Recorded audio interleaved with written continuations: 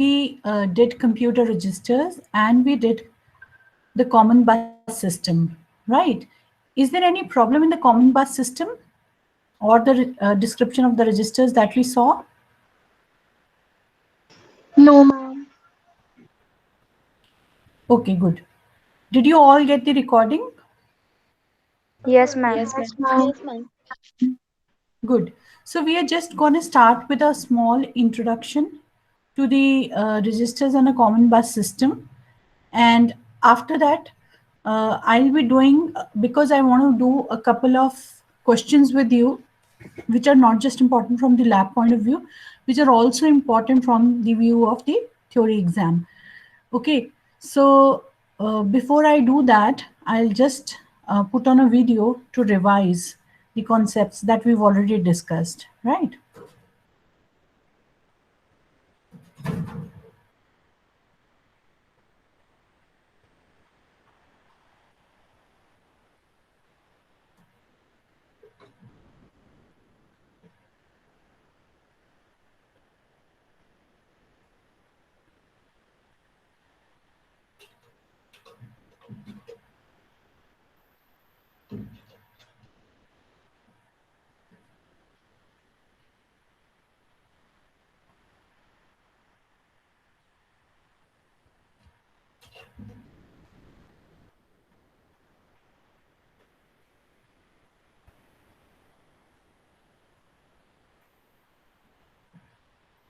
Please let me know once you can see my screen.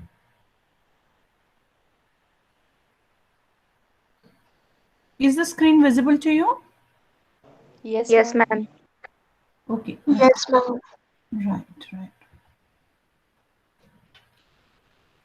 That in computer organization subject, the Are you getting the audio? Yes, ma'am. Okay. So I am going to just, increase the playback speed of this video a little, because main thing that it is a big video and we've already done all this. And since he's speaking Indianized English, you should be able to get it. In case you face any problem, let me know. Okay, I'll slow down the speed. Okay. we are going to focus is about hardware components and their working. And hardware components, we are not only talking about the physical components of a computer. Our main intention is to know the details related to internal hardware components of a computer. Now, a computer without registers is not a computer at all. What is the role of register and what are the different ways in which a computer registers are represented? Everything I'm going to tell you in this today's video. Okay. Now, what is a register? Whether register is a software, whether register is a hardware, whether it is a program. Okay, that you should know first. My dear students and my dear friends, computer register is a hardware component. Okay, what type of hardware component it is? A computer register is a combination of flip-flops. You know what is the meaning of flip-flop? Okay, if you are a user of EC or EEE, you might be having a good idea about what is a flip-flop. You know that our computer understands only one language, that is machine language. And in machine language, the entire data will be stored in zeros and ones. Okay, what is a flip-flop? Means a flip-flop is a small cell that can store only one bit of information. It can be 0 or it can store the information 1. The size of the flip-flop is 1 bit, which means only either you can store 0 in that or you can store 1 in that. Okay, a flip-flop is like a cell in which we can store binary information, that too only 1 bit at a time, and the size of flip-flop always will be 1 bit. Is this clear, students? We did this? Yes, ma'am. Yes, So what ma'am. is a flip-flop? Flip-flop is the smallest, the most atomic memory element. Okay. Why do we call it as a memory element? Because it has that property that if I store a 0 in a flip-flop, it will never forget it. Okay. Or in other words, I can say that if I get more technically, if I put it, then if I'm putting in a 0, then whenever I go to access that flip-flop, it will give me back that 0 only. Isn't this something that we call memory? Yes, ma'am. Yes or no? Yes, ma'am. Right. Okay. Now, the next question. What is computer register now? A computer register is made up of flip-flops. Okay, so the simple answer is a computer register is made up of flip-flops, which means not only you can store only one bit of information in a register, you can store more amount of information in a register.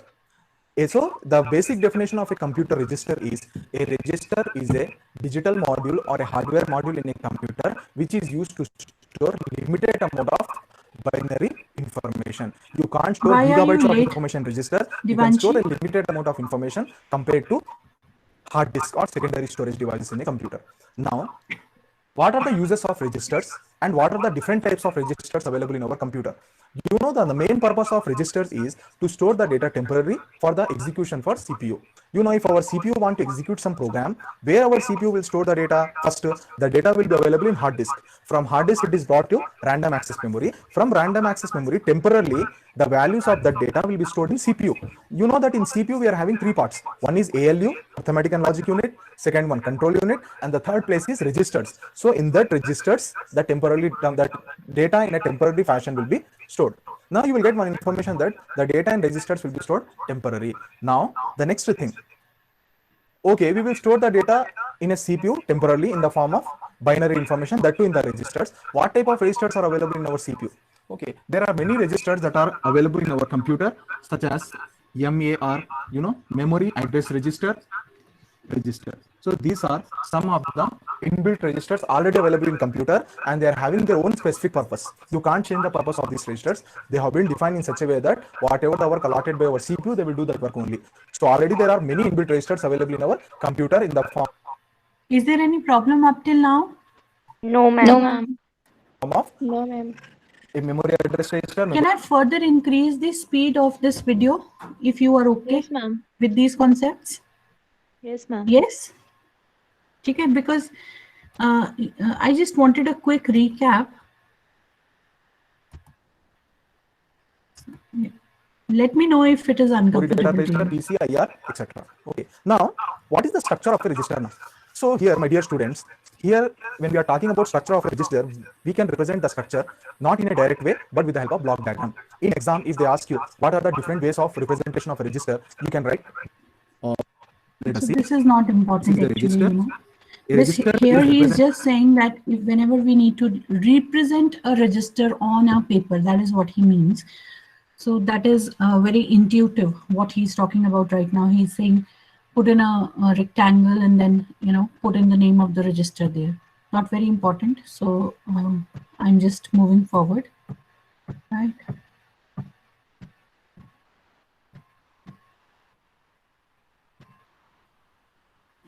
12 bits, which means register This is the represented with second the way. rectangle box.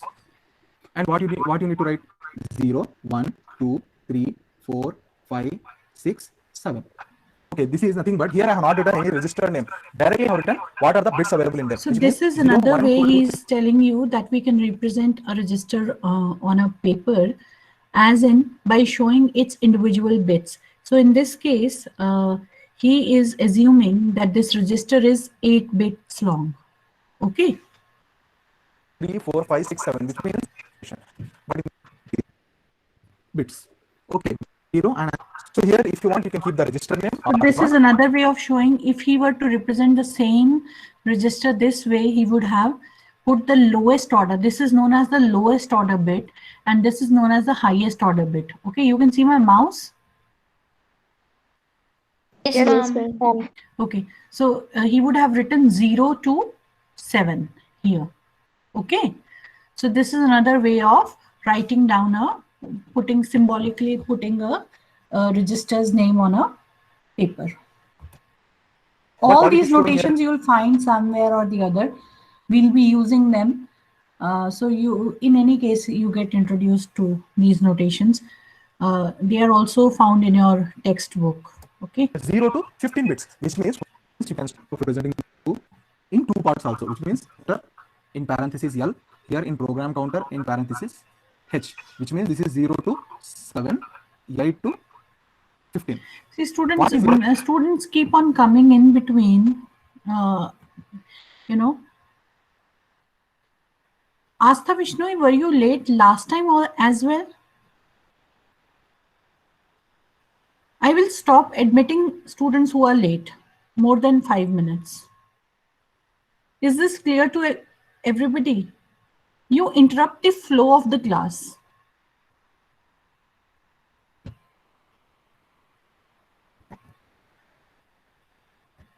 L indicates low byte. H indicates high byte. Let us take program counter as an inbuilt register, and this entire program counter register is divided into two parts: low byte, high byte. 1 byte is equal to. Now, you remember I told you 1 byte is equal to 8 bits? Yes or no? Yes, ma'am. Yes, ma'am. So if it is a 16-bit register, then another way of looking at it would be that the first 8 bits constitute the low bit, and the last 8 bits are generally referred to as a high byte. Okay, this is known as the low byte, this is known as the high byte. Nothing more to it. Okay. How many bits? Okay, this is just a very, very broad introduction that is here. I was looking for the common bus system actually. Let us see if we find that in the next video. No, this is it. Just give me a second, okay? Just give me a second.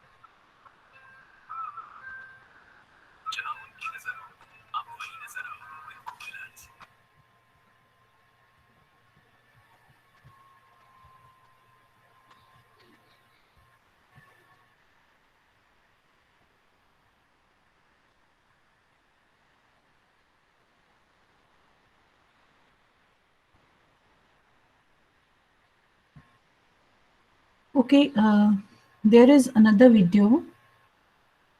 Let's see if you want to look at it. Okay. So I am in no way, by the way, reinforcing any of these videos. I have taught you all these concepts. This is just for a quick revision that I'm referring to these videos. Okay, beta? This is what you must bear in mind. In case you like a video, you can definitely watch it again, but not to think that ma'am is, encouraging you to look at a particular video.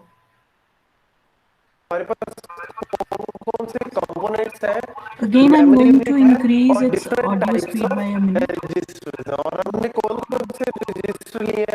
Address register, program counter, data register, accumulator, input register, instruction register, temporary register and output register. और इन सारे registers को और memory को हमने connect किया हुआ है किसके थ्रू? कॉमन बस सिस्टम के थ्रू। ऑल्दो हमारे पास डिफरेंट टाइप्स ऑफ बसेस हैं, डेटा को कम्युनिकेट करने के लिए, डेटा को फ्लो करने के लिए डेटा बस है, एड्रेस को फ्लो करने के लिए हमारे पास एड्रेस बस है, और कंट्रोल स्टेटमेंट्स को मतलब टाइमिंग सिग्नल्स को फ्लो करने के लिए कंट्रोल बस है। लेकिन इस डायग्राम में हमने लिया है कॉमन बस सिस्टम, और उसी सिस्टम से मतलब उसी कॉमन बस से ही हम डेटा को फ्लो करेंगे और साथ ही साथ हम एड्रेस और कंट्रोल को भी फ्लो करेंगे। तो यहाँ पे अगर सबसे पहले हम डायग्राम को देखें तो डायग्राम बड़ा कॉम्प्लेक्स लगता है, मतलब इतने सारे कंपोनेंट्स हैं, कैसे हमने इनको आपस में डिवाइड किया हुआ है। इवन जब मैंने बीटेक के टाइम पे इसको पढ़ा, मैंने इसको आज तक हमेशा कभी भी इसको एक्चुअल में कॉन्सेप्ट जो है इसका मेरे को समझ नहीं आया। Is this clear? मैंने इसको No, ma'am. The audio is not clear? The audio is not clear. It's breaking. Okay, no problem. Just give me another minute.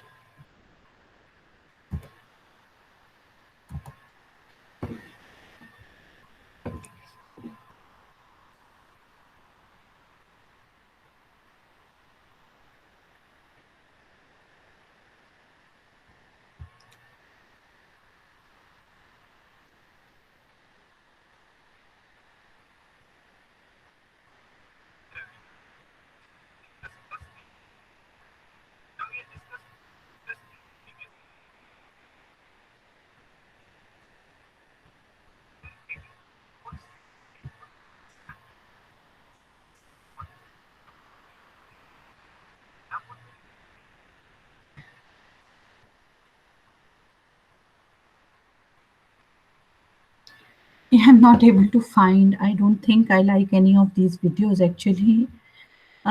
Let me present my screen to you. I'll do the revision part myself. Okay.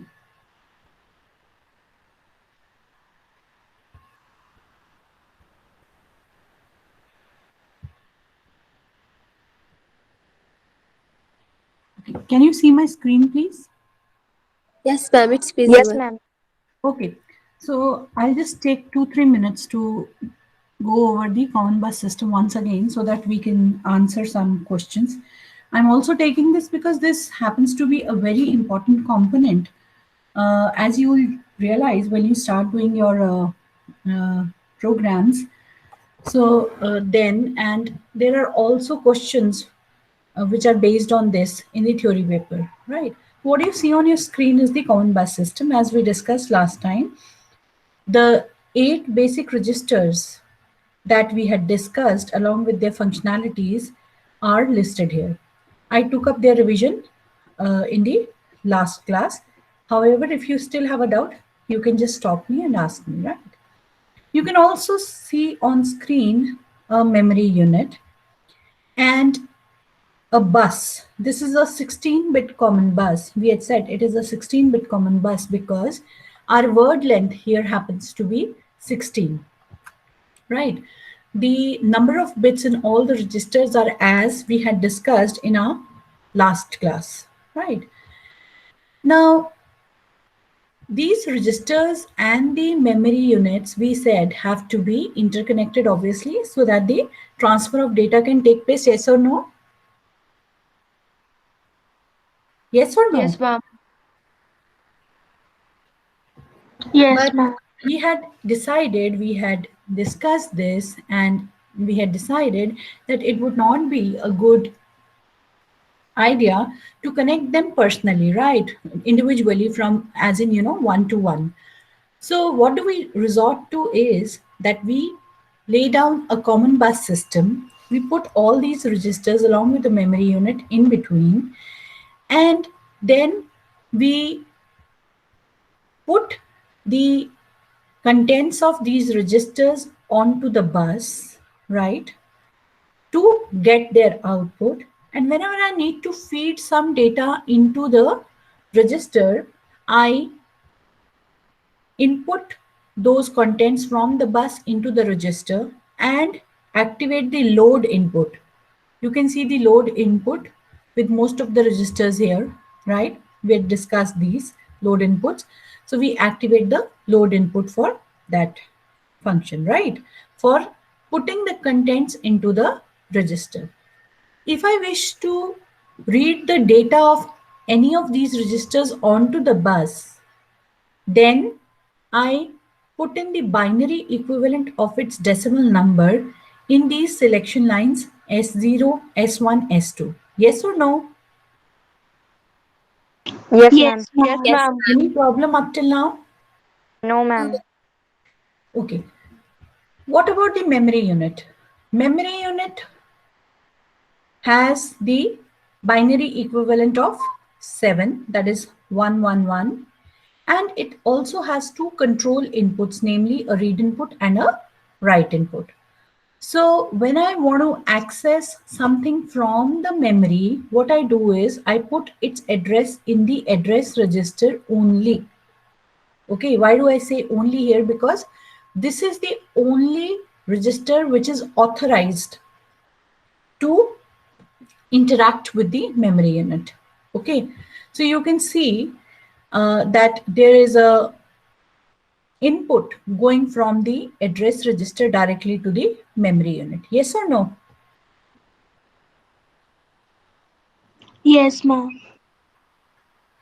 Yes, ma'am. If we did not restrict ourselves to the address register for accessing the memory unit, then what would have happened? Now, for instance, PC is also an address register, no? Yes, It also holds an address only. Yes or no? yes, ma'am. Yes, ma'am. Or I might have designated some more registers, one of which could have held the address, and I could have used it to access the memory unit. But why have I restricted myself to the address register? The idea is that if I allow many registers to access the memory by putting addresses in them, then I would have to have a dedicated pathway from all of those registers to the memory unit. Is this okay? Yes, ma'am. So Yes, that ma'am. would form a bus of its own, something that we call as a address bus. Something that we call as a address bus. Is this clear? Yes, ma'am. Yes, Ma'am. Okay, good. So whenever I want to access the contents of the main memory, that means I want to read something from the main memory. I put its address in the address register and I activate the read control input of the memory unit. And I put 111 in the select lines. The contents of that address of the memory unit are then placed onto the bus. Okay. How do I write something into the memory unit? So again, we need to give the address where we want to write. We put that in the address register. We put 111 as values in our select lines as before, and we activate the write control input this time. Is this clear? So whatever is placed on the bus is taken to be the contents which we need to write down at that particular address. Okay? Yes, or ma'am. no? Right. Yes, ma'am. So I had also explained about the adder and logic. It is connected to AC, the extended bit E, which is taken as an, what is an extended bit? What is the E flip-flop used here for? Who will answer? Ma'am, me. What's your name, Bita? I can't see your name because I'm looking at the screen. Ma'am, my name is Dipali. Its job is that it stores end carry. Yes. Who will tell me what's an end carry? Like for example, if I add the same example which you gave in last class, uh, five. If I add 5 plus 6, then I will get 1 1. So If it is a one bit, if it is a one place register, since we are talking about the decimals at the minute, okay, yes, ma'am. we could have So converted them into the binary and then added, and then we could have talked about the flip-flops as well. But here we get more digits than what we were using earlier. So if the number of places in the registers get full, then we have something which is known as a end carry or an overflow, right? So this is stored in E. E is a special flip-flop which is associated with which register?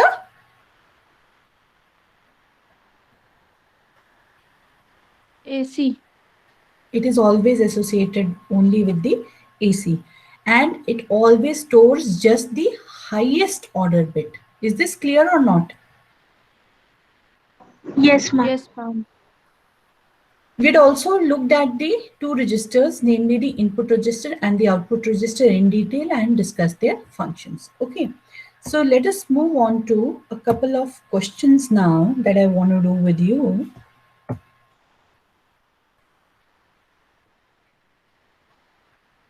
Yeah. So the question reads as follows. The following control inputs are active in a bus system shown in the figure 5.4. So this is the same figure that you saw just now. For each case, what are the control inputs? What are the control inputs? S1, S2. The select lines S0, S1, S2, and the load and the memories read and write, right? And for the adder, add or subtract. Okay, these are all the control inputs. So all the inputs that you see here in the table are, all of them are of the kind of, they are a kind of control inputs only, right? For each case, specify the register transfer which will be executed during the next clock transition.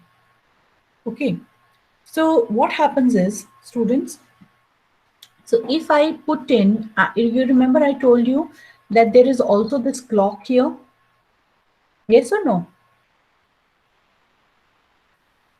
Yes, ma'am. What does this clock do? It synchronizes the unit. So if you remember, I told you that whatever happens in this unit happens whenever the clock, whenever the next clock transition occurs. Okay, so accordingly, they are asking you that specify the register transfers that will be executed during the next clock transitions. That means once we apply these control inputs and the clock pulse is implied that it has now, the transition has now occurred, then what are the register transfers which will be executed? So let us look at the first case. The first case is when the select lines are 111. Yes or no? Yes, Yes, ma'am. ma'am. So what will happen? What is activated when the select lines are 111? Memory unit. Yes. And we see that the control input, read control input of memory is also activated. That means that we will read something from the memory. What will we read from the memory? By default, whatever address is placed in the address register, we go to that address and whatever is written there, we read or write that thing. We read or write from that particular location. Yes or no? Yes, ma'am. Yes, ma'am. So what will happen here is that we will go to that particular memory location and whatever are the contents of that memory location, we will transfer them onto which register? जिसका load on है. किसका load on है? Instruction register. IR का. Yes. So this will translate into this micro operation, this register transfer operation. So you can see what is this notation. Please see.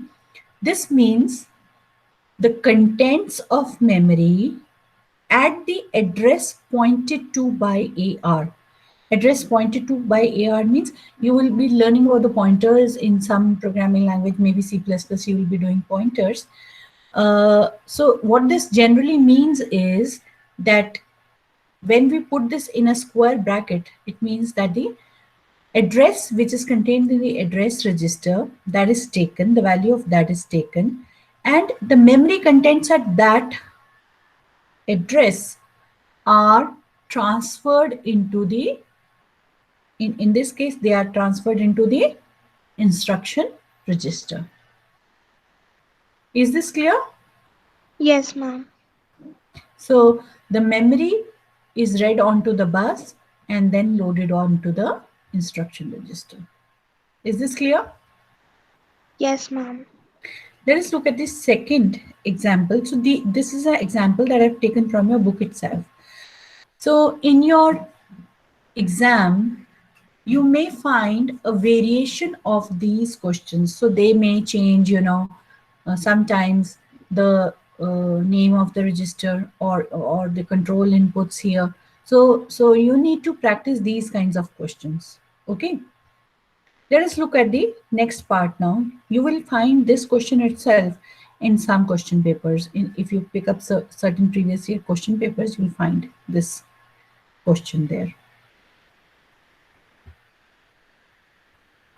The next select lines are 110 and the load input of PC is enabled. So this much is clear that we are going to put the contents into which register? We are going to put the contents into the PC. Program counter.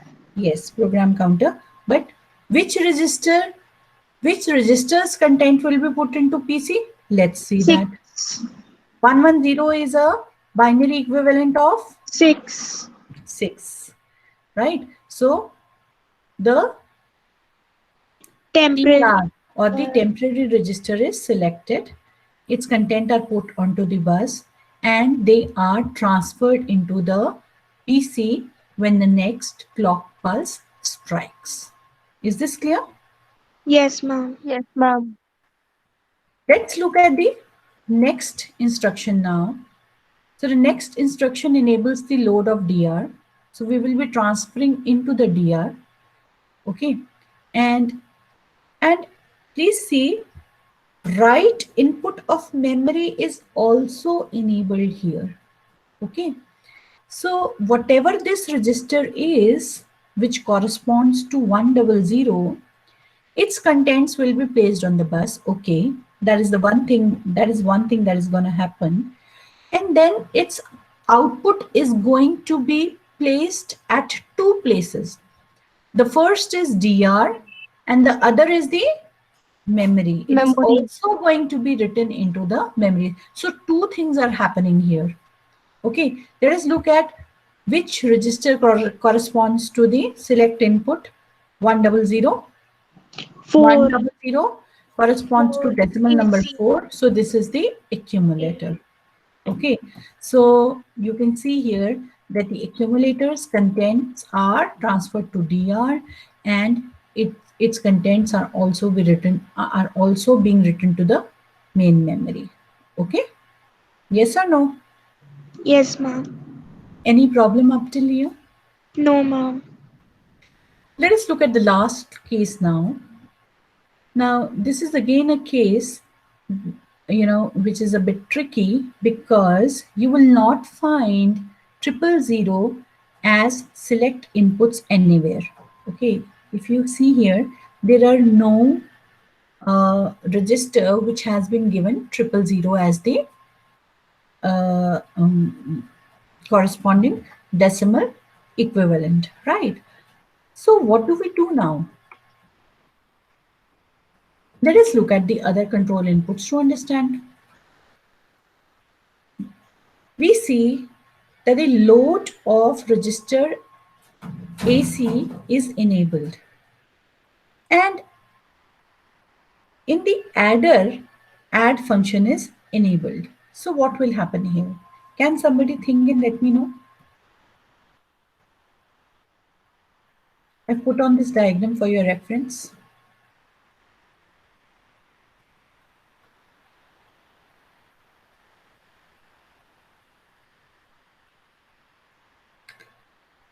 Ma'am, will we add 000 somewhere like? No. Okay, please see. Load of register AC is on. Yes, that means we are going to be putting contents into what? Into the accumulator. AC. This much is clear? Yes, ma'am. Yes, ma'am. Okay. Now, if you remember, I told you that whenever we say we want to do an operation and we don't, name a particular register, which register is implied? AC. This is what I told you, distinguish. This is one of the things that distinguishes the accumulator from the other data registers, the data register, the temporary register, all of which hold data. Yes or no? Yes, ma'am. Yes, ma'am. So here, please see, I can also see the add control input enabled. Yes or no? Yes, ma'am. Yes, ma'am. So obviously something is to be added. Okay, something is to be added. Now, if there were a particular combination which corresponded to the decimal numbers which we have already equated with the registers that we know, then the contents of that particular registers would have been added to AC and the result fed back to AC. Yes or no? Yes, ma'am. Yes, ma'am. But in this case, since they put 000 here, Okay, then what will be added to AC? We see these two, the AC takes its direct inputs, as I told you last time, from data register, which goes into the adder and logic and then fed to the AC, and similarly from the input register, which again goes to the adder and logic and goes to the AC. Yes or no? Yes, ma'am. So whenever no other register is specified, then either of these registers are taken, they are added to AC itself, and the result is again stored into the accumulator. Okay, so in this, I'll explain it once again. So in this, you see that the add operation of the adder is being invoked. Yes, and at the same time, the load input of the accumulator is being invoked. And we are not given any other registers to work with. So the default registers which are attached to the accumulator are selected. They are added to the AC with the help of the adder and logic, which is actually a part of the ALU. And the sum is again stored into the accumulator. Is this clear? Yes, ma'am. Yes, ma'am. So you can see it here as well. So add data register or the input register to the accumulator. Okay. Any problem now? No, ma'am. No, ma'am. No, ma'am. Ma'am, ma'am, what does add mean here? Like, how are we adding? So yeah, this is binary addition, and I'll be talking about binary addition in detail. Okay, in some time. Abhi, we have not introduced even the binary number system, the number systems formally. So once I do that, then I'll be taking up binary addition subtraction with you. Okay, we'll be Ma'am, doing binary arithmetic with you. Yeah. what I wanted to ask was what we are adding. Like, binary addition is okay, but what exactly is getting added from These are the AC? contents of the, see here, can't you see? The contents of the accumulator and the contents of the data register are being added, and the result is being stored into the accumulator. Okay. Okay, okay. So those contents are binary contents only, which we Yes, are obviously. Yes, dear. Who's this speaking? Jenica. Yeah. Chanika, you remember that we had said that a register, any register for that matter, is a combination of, it is made up of several flip-flops, Yes, and ma'am. each flip-flop is capable of holding a Bit, binary one bit. digit. Yes. Okay. Yes. Yes, ma'am. Okay. Let us look at another example now. Now, this is just the reverse. We are given the micro operations here, the register transfers here, that means, and we need to specify the control inputs. Okay, so the following register transfers are to be executed in the system of figure 5.4. This is the same figure of the common bus system. For each transfer, specify the binary value that must be applied to the bus select inputs, the register whose load control input must be active, and a memory read or write operation if needed, and the operation in adder and logic circuit if any. Is this clear? Yes, ma'am. So here the question is just the reverse. So let us look at the first register transfer operation. So here PC, the contents of PC are being transferred into the address register. So obviously the load control input of the address register would be enabled first of all. Yes or no? Yes, ma'am. And as for the select inputs, the number corresponding to PC should be put here? Yes or no? Yes, ma'am. Yes, Let ma'am. us look what that number is. So PC has the number 2, which means 010. Okay. So 010 and the load of register AR is enabled. Okay. Yes, ma'am. No memory transfer being done here. Adder is not required. Yes or no? Yes, ma'am. Yes, ma'am. Next, let us see. Now, the next register transfer operation is memory is being read and the contents are being placed in the instruction register. Yes or no? Yes, ma'am. So, to invoke the memory, we need to put in 111 in the select lines and we need to enable the load of the register IAR. IR. And also because we are trying to read the memory, we must enable the read input of the main memory. Yes or no? Yes, Yes, ma'am. ma'am. Good. Now let us see the third register transfer operation. Actually, this is not a register transfer. This is a memory access. Both these are memory access operations. है ना? These are not register transfer operations. This one was a register transfer operation where we were transferring the contents of one of the registers to another. Okay. So in a third operation, these are known as micro operations. However, all of them are known as micro operations. What is a micro operation? A micro operation is an atomic operation which cannot be broken down further, first of all, and secondly happens at the level of the registers. Okay, any operation that happens at the level of registers is known as a micro operation. Another property is that generally the micro operations are not broken down, they are atomic. Okay, so in this micro operation, the contents of TR are to be transmitted to the MAR. So the decimal equivalent for TR was 6, I remember, whose binary equivalent is 110. So we put this here as the select inputs. And then what do? We enable the write input of the memory. Okay. Yes, ma'am.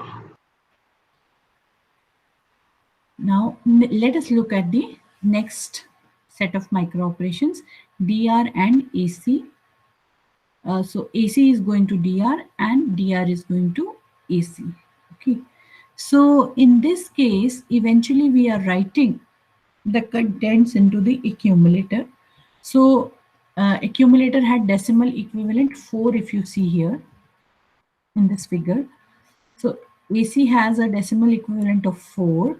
So we, in the load input, obviously we need to put 100, yes or no? Yes, Because ma'am. eventually the contents have to go back to the AC. So we put 100 here, right? And load of DR and AC both are enabled. Why? Because first we are transferring the contents of AC into the DR and then from DR to the AC. So both the registers have to be in turn ready for taking the input. Okay. Is this clear? Yes, Yes, ma'am. ma'am. And why do we see this thing written here in adder? Why are we invoking the adder? Because see, please see, how is this transfer actually happening? This transfer, how is this actually happening?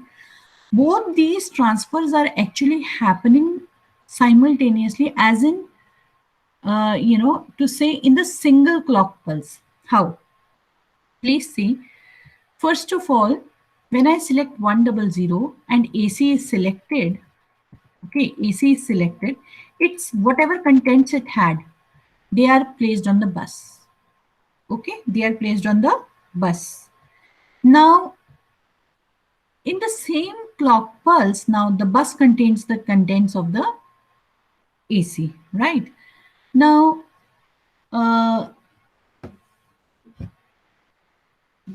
they are in the next clock pulse, they are put into the DR, and from the DR again, you know, they reach AC, but in between, whatever goes from DR to AC and from input register to AC has to pass through what? It has to pass through the adder and logic circuit, because this is how the DR and the input register are connected to the AC. Okay, so between the DR and AC, we need to invoke the adder and logic circuit.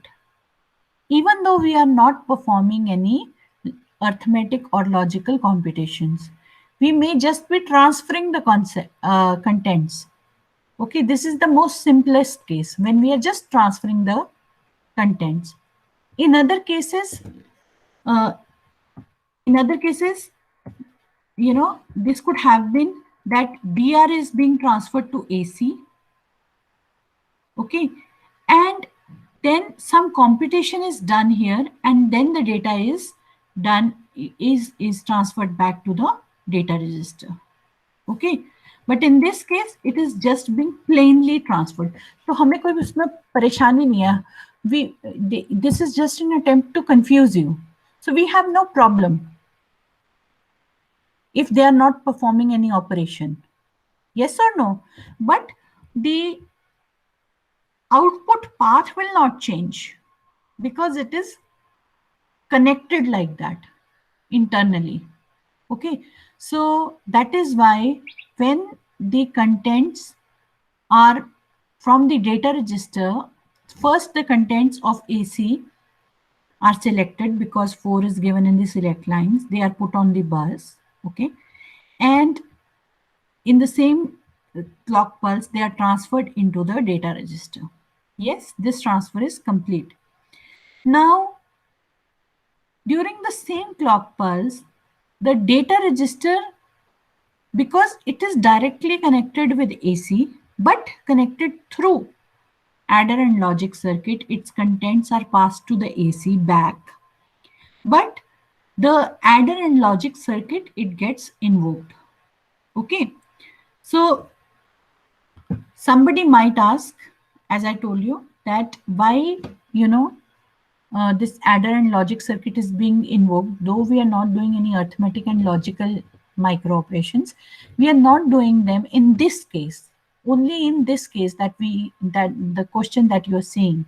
But mostly some micro operation is being done. So for example, AC is either being added to DR, or as you saw in this case, AC was being added to DR and then put back into the AC. Okay, yes or no? Yes, ma'am. Yes, ma'am. Yes, ma'am. So this is why we see transfer DR to AC being done through the adder. Okay, because it is physically connected that way. Any problem? No, ma'am. Okay, so I'd like to stop here sharing of this presentation. So this completes the common bus system and the registers.